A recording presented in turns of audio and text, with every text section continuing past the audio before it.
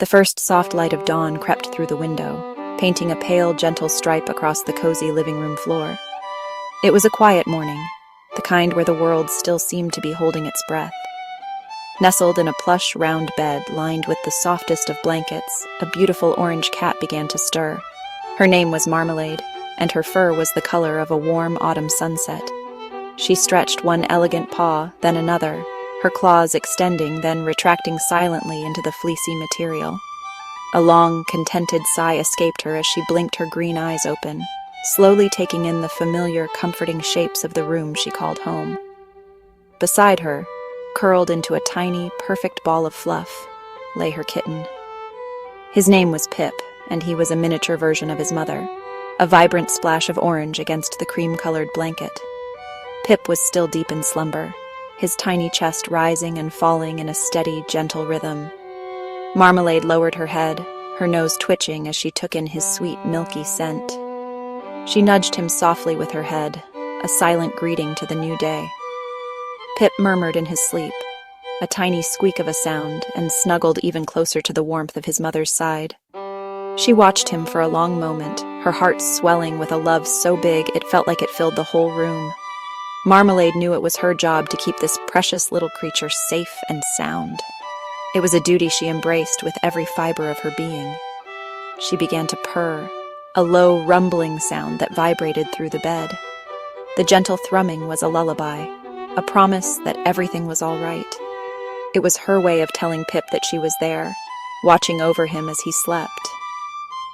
Slowly, she began to clean him with the same care she had shown herself. Her tongue was rough, but her touch was tender as she washed behind his ears, across his tiny face, and down his fluffy back. Pip wriggled and squirmed, sometimes batting playfully at his mother's nose, but he knew this was part of their morning routine. After the bath, it was time for breakfast. Marmalade led the way to the kitchen, her tail held high as a furry beacon for Pip to follow. He trotted behind her, his short legs working hard to keep up with her graceful stride. Their bowls were waiting, filled with delicious, nourishing food. Marmalade waited patiently, watching to make sure Pip started eating first. She ate her own food slowly, her ears pricked for any sound, always alert. This was another lesson. Eat well to grow strong, but always be aware of your surroundings. Once their bellies were full and round, the next lesson began. The art of the pounce.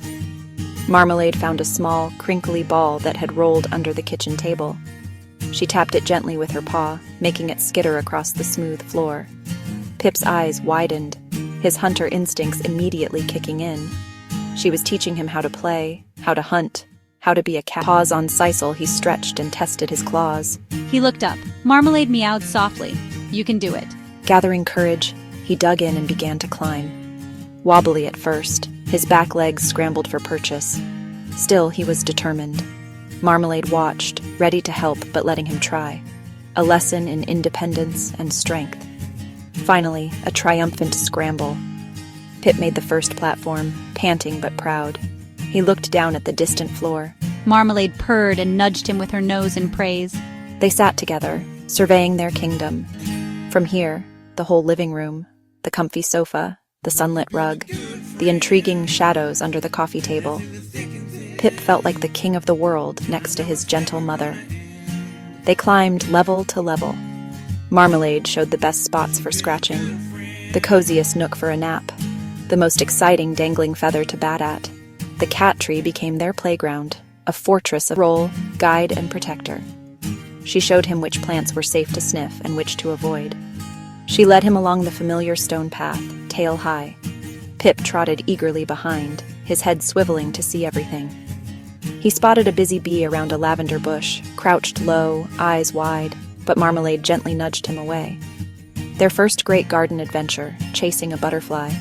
A monarch, wings like stained glass, flitted past, dancing on the breeze. Pip had never seen anything so magical. Instincts took over. He gave a playful leap, tiny paws reaching. The butterfly stayed just out of reach, leading him on a merry chase across the lawn. Marmalade watched, amused, letting him play. Deeper in the garden, they found a patch of catnip by the old oak. Marmalade rolled blissfully, purring loud. Pip watched, curious, then sniffed them. This was a time for simple joys. There were no grand lessons or exciting expeditions, only the quiet comfort of being together. Pip watched a ladybug crawl slowly up a blade of grass. He didn't try to chase it, he just observed, his head tilted in quiet curiosity. Marmalade rested her head on her paws, her eyes half closed, but she was always aware of Pip's presence. She would occasionally reach out a paw to gently groom his head or give him a reassuring lick. The world around them was full of gentle sounds that formed a peaceful soundtrack to their afternoon nap. The distant hum of a lawnmower, the cheerful chirping of sparrows in the oak tree, the rustle of leaves in the breeze.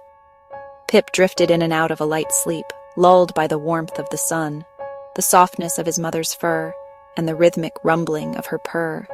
He felt completely safe and cherished. After a while, Marmalade decided it was time to move. The sun had shifted, and their spot was now in the shade. They found another sunbeam, this one streaming through the living room window and pooling. It lay on her side, lazily batting a soft mouse toy toward Pip. Pip would pounce on the toy with exaggerated stealth, his little tail wiggling furiously before he leaped. He captured the mouse and proudly paraded with it, then dropped it near his mother, inviting her to play again. Soft paws, playful nips. Marmalade watched him with adoration. Her purrs were a constant, gentle hum. It wasn't a lesson in hunting anymore. It was a conversation, a shared ritual that reaffirmed their bond. They enjoyed each other's company more than anything else. After their game, Marmalade began to groom Pip one last time before bed. Her licks were slow and methodical, a soothing massage. She cleaned every bit of dust from his fur until he was once again a pristine, fluffy ball of orange. Pip leaned into his mother's touch. His eyes grew heavy. He let out a tiny, sleepy yawn. Outside, the world was dark, but inside their cozy home, all was warm and safe. Marmalade finished and looked at her kitten, her perfect, precious child.